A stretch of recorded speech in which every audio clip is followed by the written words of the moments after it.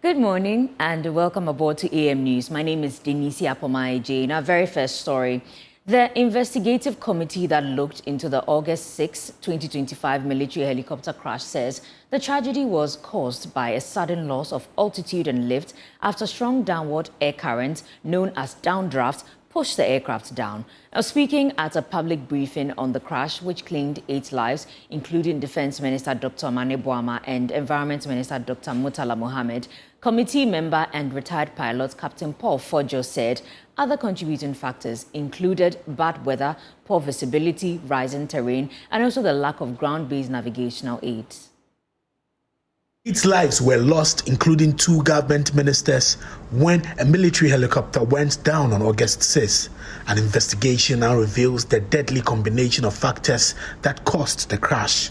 Speaking on behalf of the investigative committee, member Captain Paul Fojo said that the helicopter went down due to a sudden drop in altitude and lift, with challenging weather conditions, limited visibility, and rising terrain contributing to the crash. At 9:56, the crew entered IMC, which is Instrument Meteorological Conditions.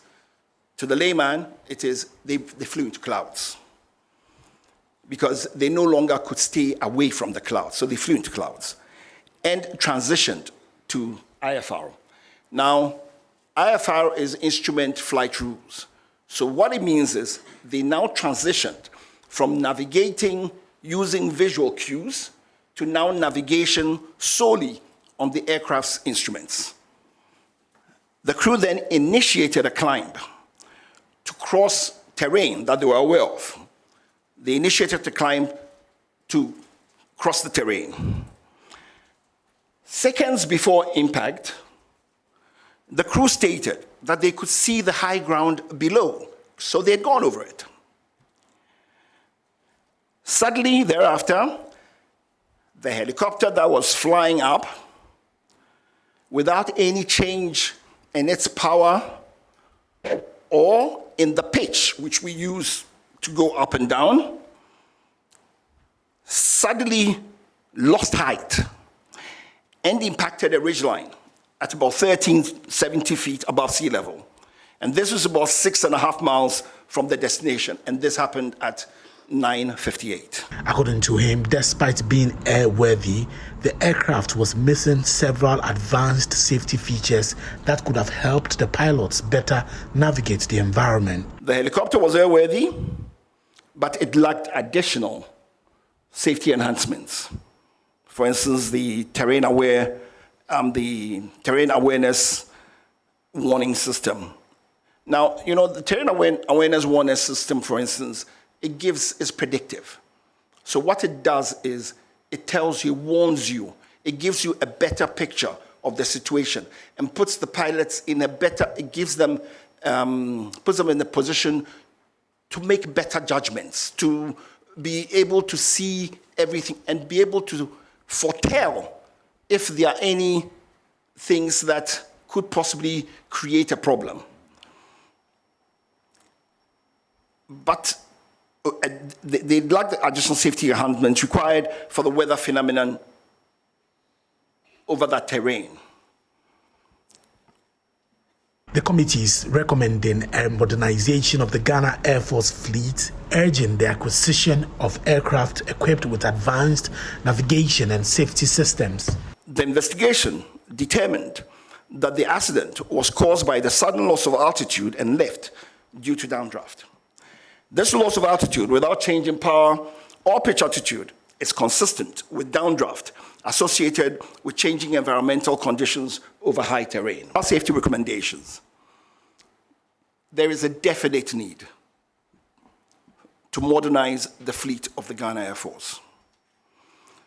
We have recommended that the Air Force acquire modern aircraft with terrain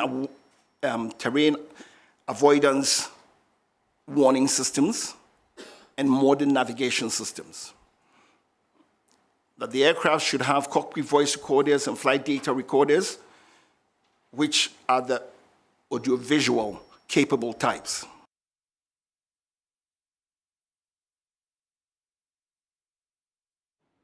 And may the souls of the gallant eight continue to rest in peace. But moving on, over 150 officers and men from various security services participated in this year's Remembrance Day parade in Wa. Speaking to JoyNews on the sidelines of the parade, the veterans expressed pride and satisfaction in their contribution to global peace, but lamented their current health challenges. They appealed to government for support to improve their living conditions. JoyNews' Upper West Regional correspondent Rafiq Salam reports. 6 officers, 150 men drawn from the various security agencies took part in the Remembrance Parade held at Mandela Junction, aided by the Hippo Regimental Band. Adding more color to the parade were some veterans who represented the country in international peacekeeping duties in Africa, Middle East, and Asia. Also present at the function was the Upper West Regional Minister, Lawyer Charles Wonga Pozun, accompanied by members of the Upper West Regional Security Council. The parade was under the command of Captain McLean Kumi Obempe. Stand at ease. At exactly 11 a.m., there was the blow of the siren signaling the end of the war. It was followed by the reading of the Beyond Verse by the Upper West Regional Chairman of the Veterans Association of Ghana, VAC, Lieutenant Colonel Retired Robert Zuboville. They shall grow not old, as we that are left grow old. Age shall not weary them, nor do the years condemn.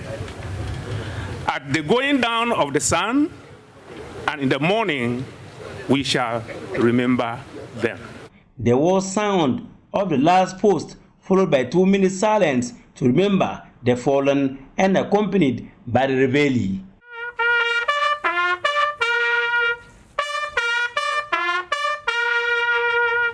Five wreaths were laid. Upper West Regional Minister Charles Wonga Pozung laid the first one on behalf of the government of Ghana. Lieutenant Colonel Obenpon Kodwa, Commander Ray of the 10th Mechanized Battalion, laid the second on behalf of the Ghana Armed Forces. Meanwhile, 2 of the veterans who represented the country in international peacekeeping duties expressed joy and satisfaction for their service to the nation. We're in the Congo. Okay. Yeah. In the 60s, yeah? In the 60s. Okay, how do you feel serving this country? I feel very happy that I've served my nation all right and I've come on retirement and I'm enjoying honorably. Oh, I've been to Lebanon, Cambodia, Liberia, Sierra Leone, and the Congo. Okay. I've been to all these countries. Let's now head to the road sector. President John Dramani Mahama has reaffirmed his commitment to improving the country's road network to enhance economic growth and also the well-being of citizens. Speaking at Guli, where he cut sod for the construction and also upgrading over 260 kilometers of roads in the Upper West region, he indicated that the project, when completed, will significantly reduce travel time from Wa to Tumu to less than 2.5 hours and lower transportation costs as well. JoyNews' Upper West Regional correspondent Rafiq Salam reports from Guli once again. One of the biggest challenges faced by the Upper West region is the deplorable road dotted across the 1,167 communities in the region. West of the road are in the Sisala enclave, which ironically is the food basket of the region. The Wahain Tumu road for years has been an albatross hanging on the necks of many successive governments, who they promise to fix but fail woefully, leaving commuters with frustration, discomfort, anger, and high costs of maintenance of vehicles. All are expected to be a thing of the past under the Big Bush Road project, with the groundbreaking ceremony at Gole in the Wa municipality by President John Dramani Mahama. But let me spell out some of the roads that are going to see improvements under these 260 kilometers of roads. We have the Wa Bulenga Yala Road,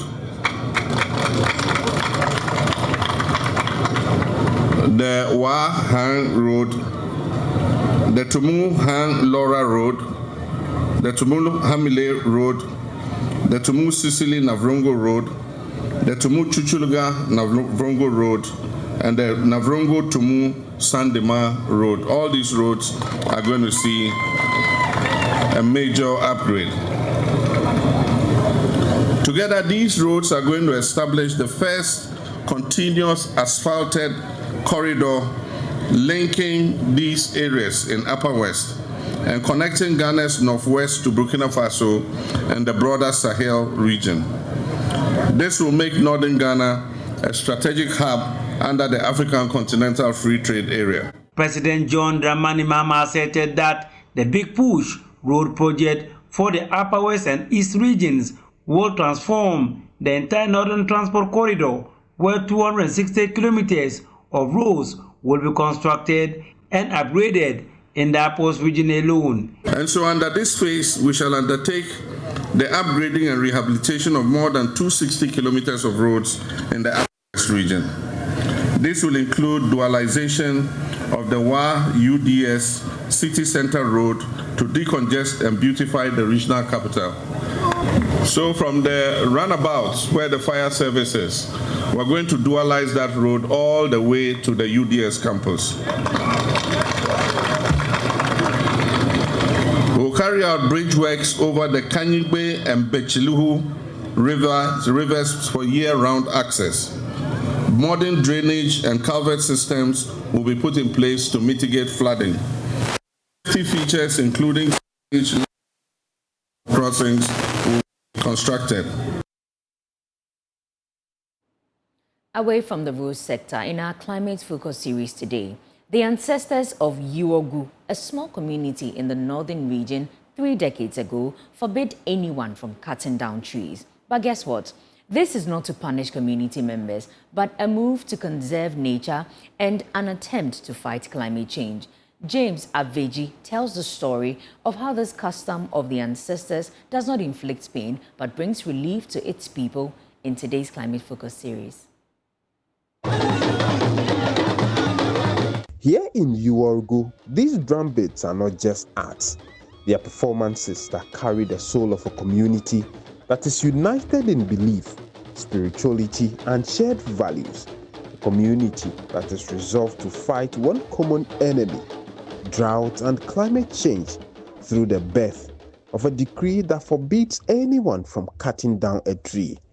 Chief Butcher Nakuhana Idrisu tells the story of a 12-acre Mautiti forest, commonly translated as "do good things for us," through his interpreter who doubles as assembly member for the area, Honorable Yakubu Idrisu.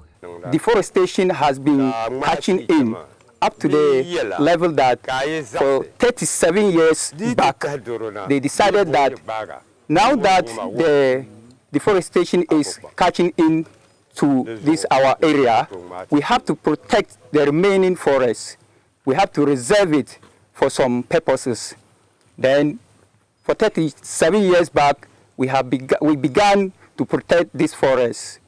And there are rules that nobody should cut any plant within this area. The decree does not only preserve the place against encroachers and serving as a pasture for animals during drought, but also make it a sacred place to commune with the ancestors. This area, it also serves as the secret place, as we mentioned, where we communicate to our ancestors. And anybody who make attempts to cut down any plant here, the person will get unexpected sickness or even accident. Beyond this, however, I am curious to know what evil may befall someone who defies this decree.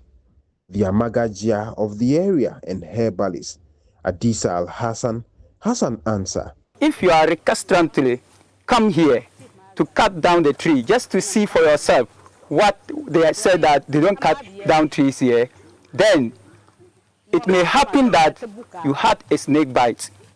And if you had a snake bite, unless you come and they apologize to the ancestors, you will never get survive. You will never be survived. It may happen that you just get unexpected accident. Already accident is not expected, but you get an accident that you cannot be treated. But has there really been any living proof of such calamity befalling someone who defied the orders of the ancestors? One of our sister who came here and fell down a tree. And that tree, that same tree, when it was about to fall down, it fell on the woman's waist and broke the waist. And at the end of the day, that woman became a mad woman. She's no more. So it has happened already.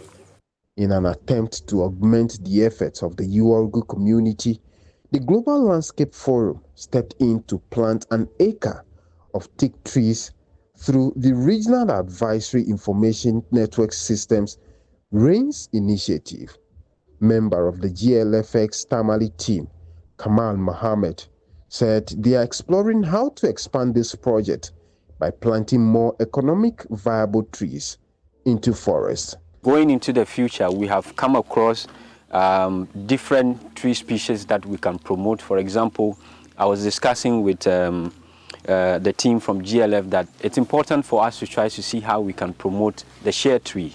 That is a wild tree that has been propagated or grown around here. We can replicate that in these communities that we work in. Beyond this, the community has a challenge: how to physically protect what they have, and a dream to replicate the Mautiti forest at various locations to tackle climate change effect. We like to expand these forests, but our problem is the protection now, because nowadays the animals roam around here rampantly, and then when you plant a trees, small trees, the animal will use to graze on them. So we need some protection, maybe a garden, a wire fence to guard it. Then for watering, we can do the watering. We can do all the practices that will make these trees survive. But for now, a community of about 500 dwellers who mainly survive through sorghum, maize, millet, and of course share farming are holding on firmly to the decree of the ancestors forbidding anyone from cutting a tree in Mautiti Forest, a move aimed at preserving the little nature has gifted them and to fight climate change, a tree at a time. For Joy News, James Savaji, Yuargu, Tamale, Northern Region. Climate Focus is brought to you by JoyNews in partnership with Youth Bridge Foundation, bridging gaps for positive youth development, and the Climate Development Knowledge Network.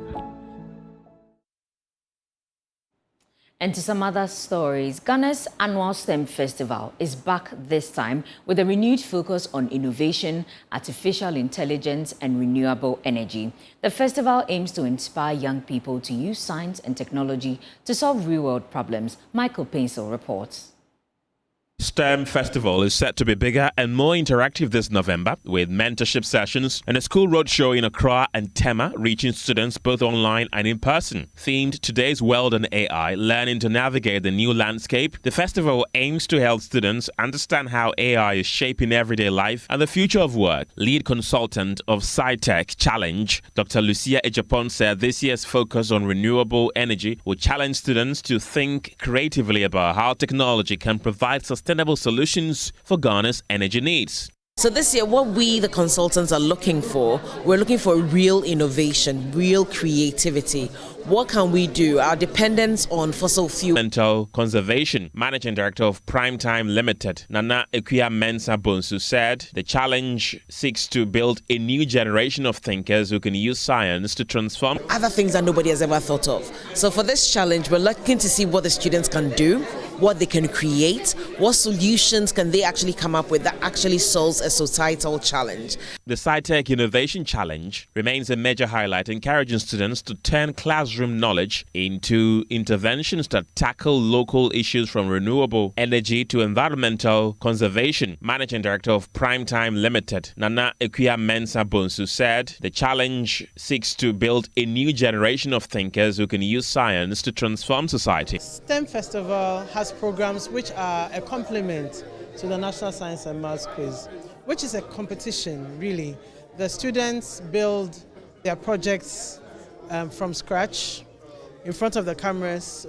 So they send in proposals ahead of time, and when they are selected, they build the projects up from scratch using tools and materials that we provide to ensure that we are able to achieve our aim of building a pool of scientists, thinkers, and innovators who will put together fantastic solutions to Ghana's unique problems. There's the SciTech Fair, which is an exhibition, and we have room for schools, basic schools, for secondary schools, for tech startups. We give that platform for free to them.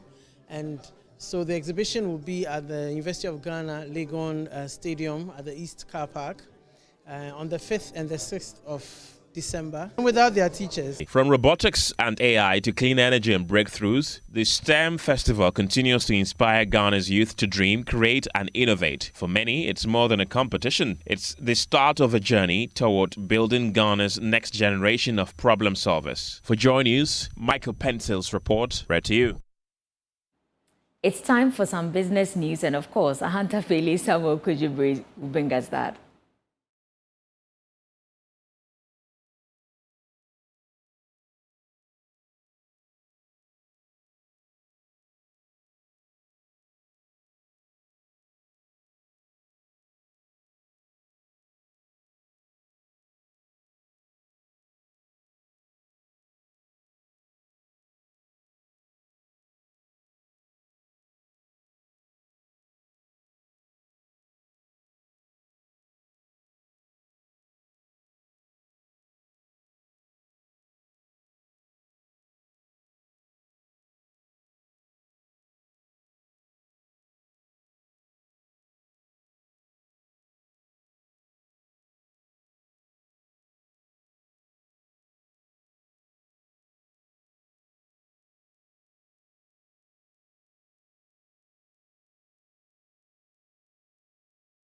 Away from that, the secondary bond market softened notably, with total turnover declining 30.12% week on week to 399 cedis, 29 pesos, 29 million from 571.42 million cedis the previous week. The following report captures more. It was largely concentrated in the February 2032 maturity, which remained the most actively traded paper.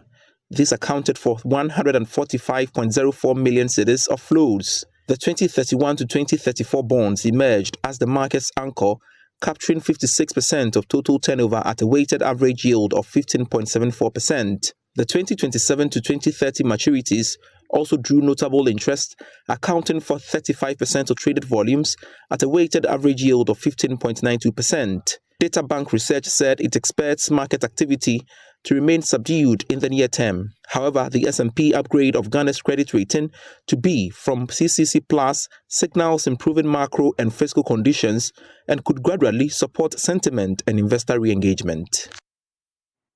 Let's conclude by bringing you what's happening on the commodities market.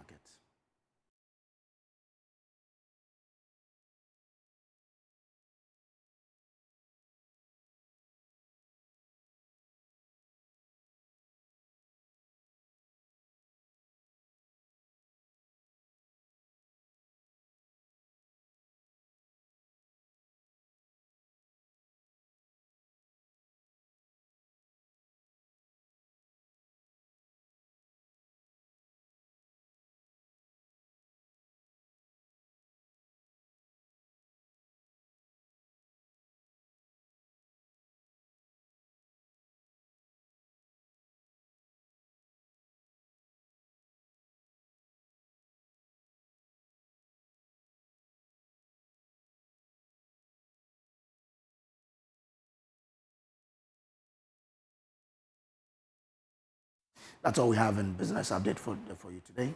Back to you, Pawan. Thank you, Samuel Kujibris. And that's it for AM News. But if you want more news, please log on to myjoyonline.com. My name is Denise Apomaije. Up next is sports.